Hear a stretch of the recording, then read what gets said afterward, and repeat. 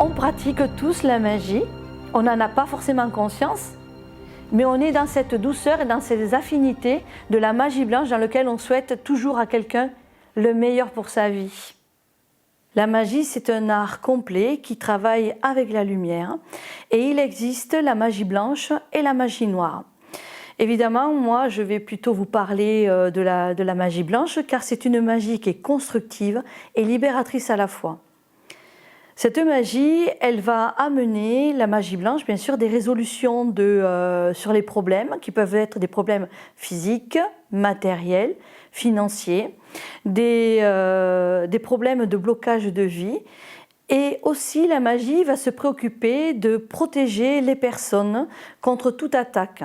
Qu'est-ce qu'on peut appeler des attaques ? Les attaques, ce sont des énergies de jalousie, de médisance, qui peuvent être aussi liées à des travaux beaucoup plus poussés, qui enclencheront ce qu'on appelle des retours de magie noire, des malédictions, qui aussi peut éveiller en nous des vies antérieures dans lesquelles on a été esclave, on a vécu des soumissions, on a fait des serments de pauvreté, de chasteté. Je vais expliquer après comment on peut définir les symptômes d'un serment de pauvreté, de chasteté, qui est remonté à la surface par le biais d'une mauvaise intention de quelqu'un qui a fait une formulation, qui a jeté un sort, je le mettrai entre guillemets, jeter un sort sur nous-mêmes.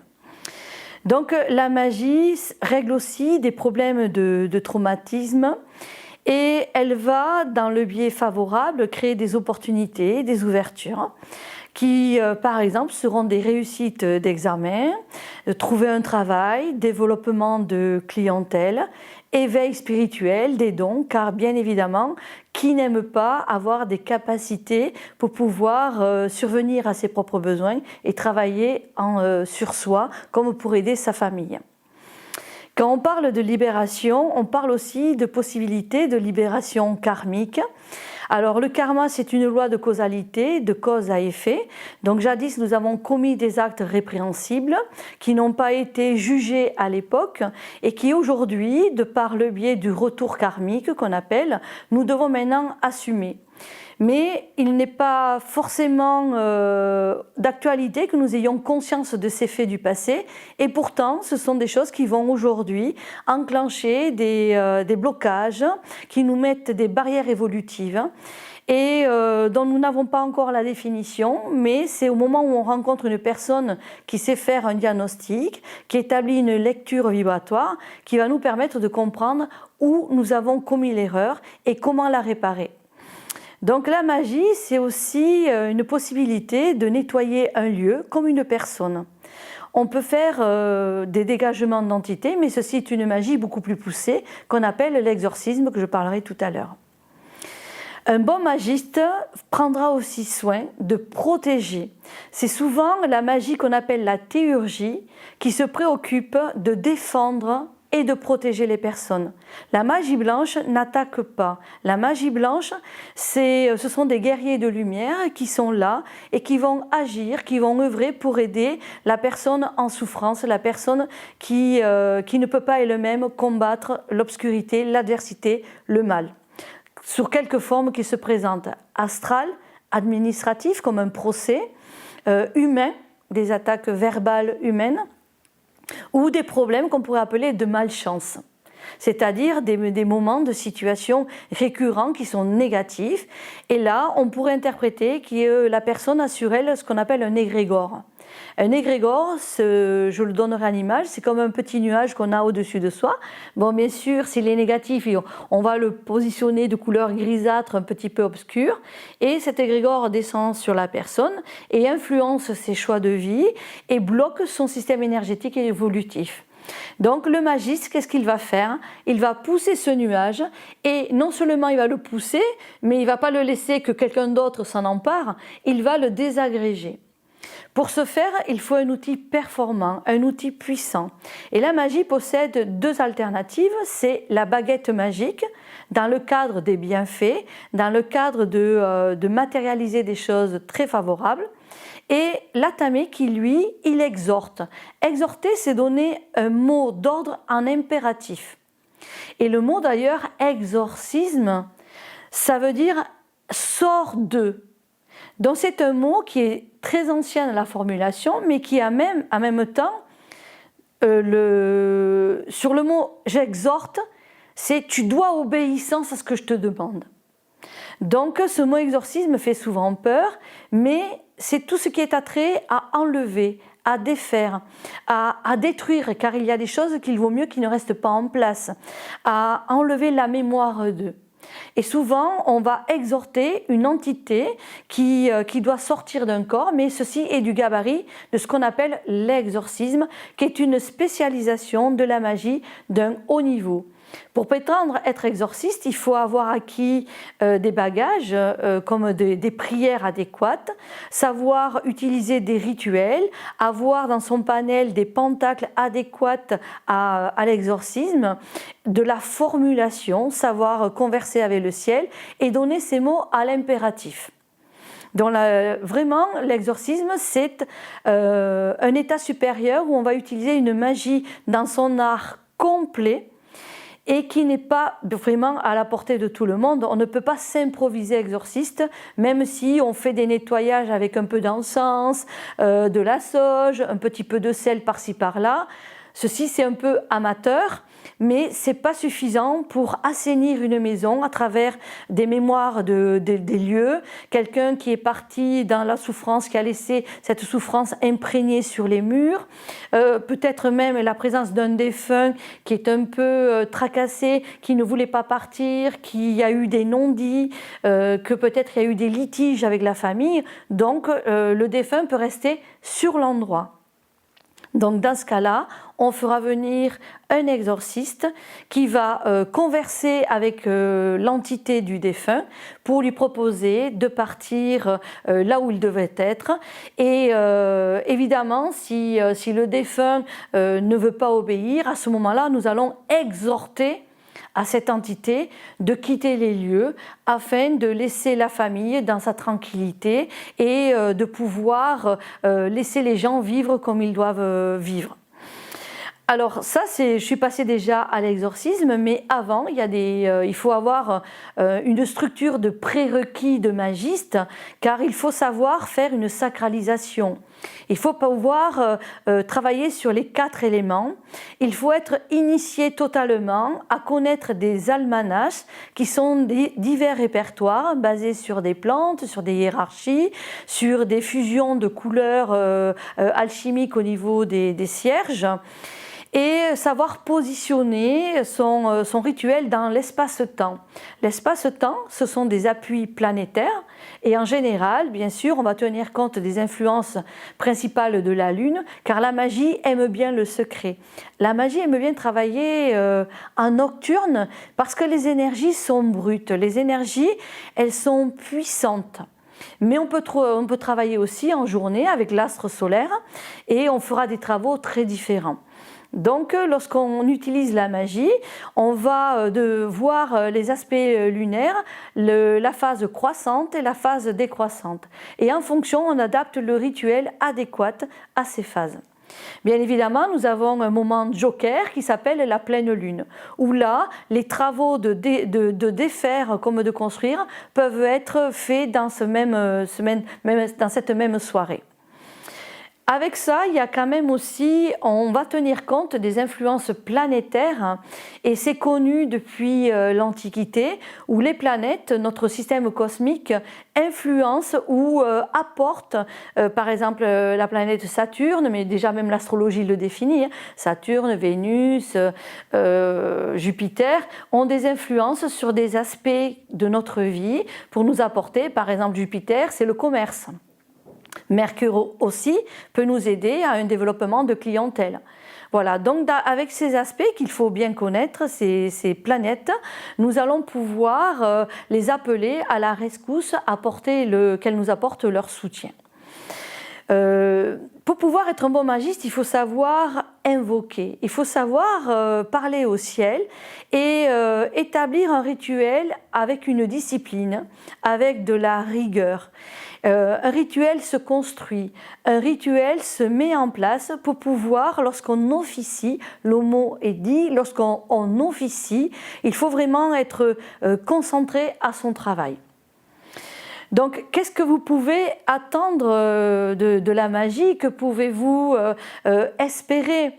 La magie est illimitée dans son action. Il faut savoir que la magie peut être agissante, qu'on soit présent ou à distance.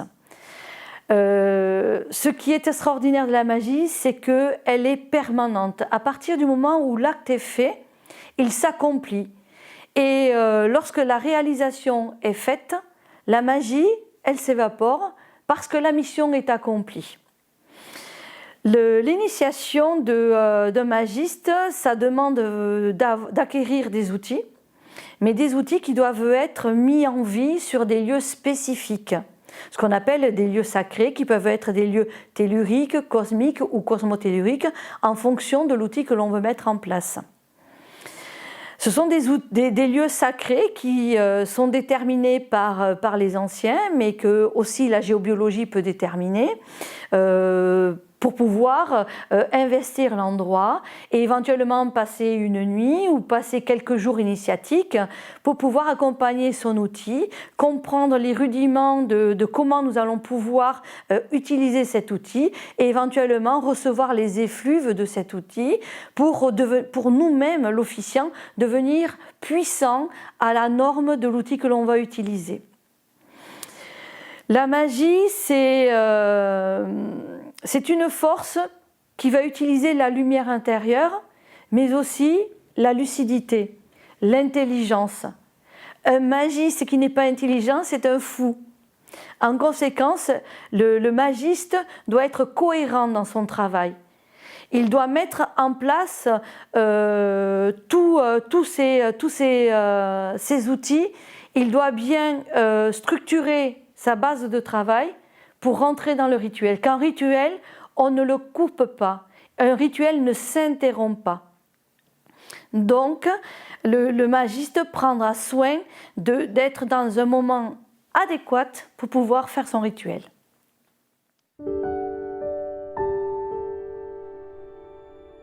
La magie peut être faite dans le cadre même de la thérapie.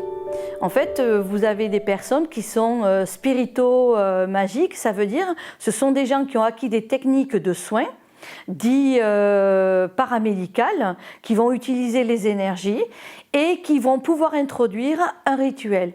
Car le rituel, à travers un travail qui pourra être fait dans un cabinet de thérapeute, est quelque chose qui va harmoniser le travail de l'officiant. Donc la magie, il ne faut pas en avoir peur car c'est l'âme qui va agir à son bien-être, à son bienfait.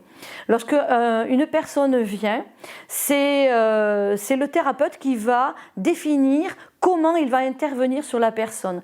Quel est l'ustensile, l'outil qu'il va définir pour soigner la personne au mieux, pour obtenir des résultats optimaux. Donc le spirito-magique, qui est aussi appelé thérapeute, va pouvoir faire une séance dans son propre cabinet, comme à distance, comme je l'ai dit, et la personne qui va recevoir le soin n'est pas dans l'obligation de voir un atamé ou une baguette magique, car le thérapeute a tous les moyens aussi de pouvoir travailler sur des supports comme des pentacles, comme des touchés énergétiques, pour pouvoir que la personne reçoive les effluves de la libération. À l'exemple des traumatismes émotionnels, des souffrances intérieures comme l'abandon, la trahison, tout ceci peut être fait à travers l'acte du thérapeute, mais qui peut aussi fusionner sur un cérémoniel, pour aller plus doux que le mot rituel, un cérémoniel magique. Donc la magie, on peut l'appeler aussi, jadis, la magie des plantes est aussi appelée la magie verte, la magie Wicca. Mais rien que lorsque vous prenez des huiles essentielles, vous êtes dans la magie Wicca. Parce qu'on vous a appris, bien sûr il y a une notice, on vous a appris à dire 2 gouttes de telle essence d'huile et 2 gouttes de celle-ci va travailler par exemple sur une libération d'un nœud ou d'un problème, d'un caillou dans le foie ou une libération d'une colère. Déjà, le fait d'utiliser les plantes en tisane, l'herboristerie, les plantes sous forme de la quintessence à travers les huiles essentielles, on est dans de la magie verte. Donc vous voyez, ce mot magie n'est pas un mot de peur, est un mot d'actualité, est un mot dans lequel on en vient maintenant à voir que les énergies c'est une réalité et qu'il suffit juste de la connaissance et il y a un panel de connaissances variées, il y a des techniques, par exemple moi je présente chakra cristal qui est une technique de soin par imposition des mains. Les crânes de cristal, c'est l'outil crâne de cristal qui va travailler avec la technique aussi, la méthodologie qui est présentée. Mais en sus, je suis aussi dans la magie, je présente aussi de la magie pour pouvoir rentrer dans la profondeur des travaux qui nécessitent vraiment une puissance différente. Donc finalement, vous vous apercevez que la magie, c'est tous les jours au quotidien que nous faisons de la magie. Et même lorsque nous parlons, lorsque nous formulons des mots, rien que bonjour. C'est comme une invitation vibratoire où on dit « passe la bonne journée vibratoire, que le ciel te soit clément dans ta journée ». On pratique une formule. Alors, dans le soin, par exemple, d'un thérapeute, on fait des détachements dits karmiques, ça c'est en termes spirituels, mais des détachements d'influence et de soumission. Dans l'exemple, il y a une dame qui avait vraiment une soumission à sa mère et à son conjoint. Cette dame, vraiment, elle étouffait de cette emprise et elle nous a demandé pour voir si on pouvait intervenir à la délivrance sans enlever l'amour et le respect qu'elle avait envers sa mère et l'amour qu'elle portait avec son conjoint. Mais ils étaient tellement possessifs l'un et l'autre envers cette dame que ça pouvait porter vraiment à des soucis de comportement, de décision et aussi des choix de vie. Donc, dans le cadre du soin, on va faire le détachement qui va permettre que la mère n'ait plus nécessité de donner des ordres à sa fille, de la soumettre au service et surtout à la fille aussi, de pouvoir répondre à la mère « non, si tu veux quelque chose, fais-le toi-même ou lève-toi ». Sans manquer de respect, bien évidemment, mais c'est comme aider la dame qui était en esclavage et en soumission à se rebeller. Mais pas à une crise d'hystérie, nous sommes bien d'accord. Une rébellion saine dans laquelle elle va affirmer, disant « bon, j'ai ma vie, je dois me respecter, et donc toi, tu dois faire ce que tu as à faire, et tu dois agir pour ce que tu demandes de faire ». Et pour le compagnon, c'était quelqu'un qui était quand même assez possessif dans la jalousie, qui l'a surveillée, qui était toujours en train de la questionner, jusqu'à l'amener à son travail, la déposer à son travail pour pas qu'elle prenne le bus. Mais ça, nous comprenons, c'était un petit peu sous-masqué. Je vais t'accompagner à ton travail. Non, non, pour pas qu'elle prenne le bus, c'était surtout pour la surveiller durant le trajet. Donc là, vraiment, c'est une emprise qu'il ne faut pas laisser aller. Il faut couper court, mais sans forcément être dans la guerre et dans la dispute. Donc le détachement qui s'est fait, c'est un détachement dans lequel elle a pris la liberté de dire « non, mais aujourd'hui, je prends le bus ». « Ah non, non, non, je t'accompagne ». « Non, je prends le bus ». Et l'affirmation qu'elle a eue a détrôné l'emprise autoritaire qu'il avait sur elle et il s'est trouvé surpris et elle a pris le bus. Il n'a pas eu le choix. Et à partir de là, cette dame s'est aperçue de cette nouvelle liberté. Et ce dégagement, cette libération, lui a fait prendre du souffle. Enfin, le mot qu'elle m'a dit, « enfin je respire ». J'aime toujours ma famille, mais je respire. C'est extraordinaire d'arriver à pouvoir obtenir une libération comme ça, parce qu'à un moment donné, ça peut finir mal. Ce sont des choses qui peuvent devenir chaotiques. Personne ne doit être réduit en esclave. Nous avons tous un cerveau, nous sommes tous une tête pensante. Et nous devons savoir dire non comme on doit savoir dire oui. Et c'est le problème de beaucoup de gens qui sont rentrés dans le manque de confiance en eux et qui vont penser que quelqu'un a plus de potentiel de répondre adéquatement à ce qu'eux ils auraient répondu. Donc, dans cette intervention de détachement karmique, nous permettons à la personne de retrouver le respect d'elle-même, l'équilibre et de pouvoir, tout en aimant, exister. Voilà. Dans le cadre des soins, bon, ça c'était on va dire une emprise de détachement, mais aussi des traumatismes émotionnels, comme je l'ai évoqué tout à l'heure, l'abandon. Vous avez une dame qui n'arrivait pas à trouver une solution à sa vie, tout simplement. Elle ne construisait pas, elle était totalement instable. Lorsqu'elle rencontrait quelqu'un, ça durait 1 ou 2 mois, et puis après, elle ne supportait plus. Mais elle ne gardait pas en souvenir un traumatisme qu'elle a eu sous le biais qu'à un moment donné, elle a eu un rejet, que son père l'a repoussé sur un événement de vie. Et son père a dit « Non, toi tu viens pas ». Et il l'a poussé. Et l'enfant a pris ceci comme un rejet, elle l'a intériorisé et on va dire qu'elle a même occulté, mais la marque de ce rejet de son père qu'elle devait adorer, l'est restée imprégnée.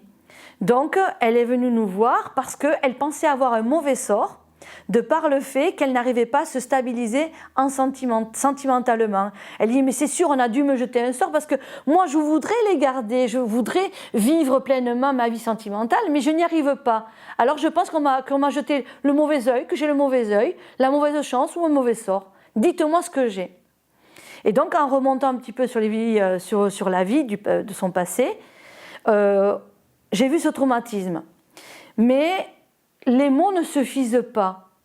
En fait, il a fallu rentrer dans le cadre d'un soin, d'une remise en question de comment elle a analysé la situation de rejet, pour retrouver le mot qui s'appelle le pardon, et à travers le pardon, à nouveau, une réconciliation avec elle-même.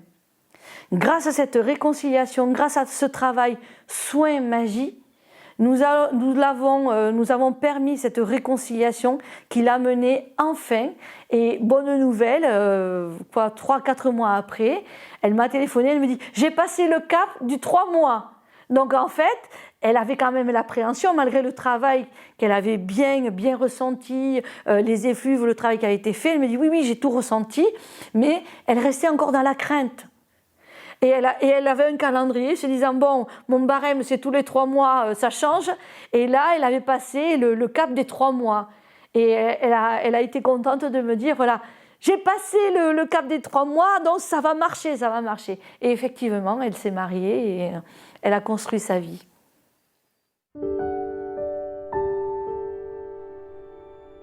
Par exemple, d'un dégagement en exorcisme, mais qui au départ ne s'était pas montré sur ce biais-là.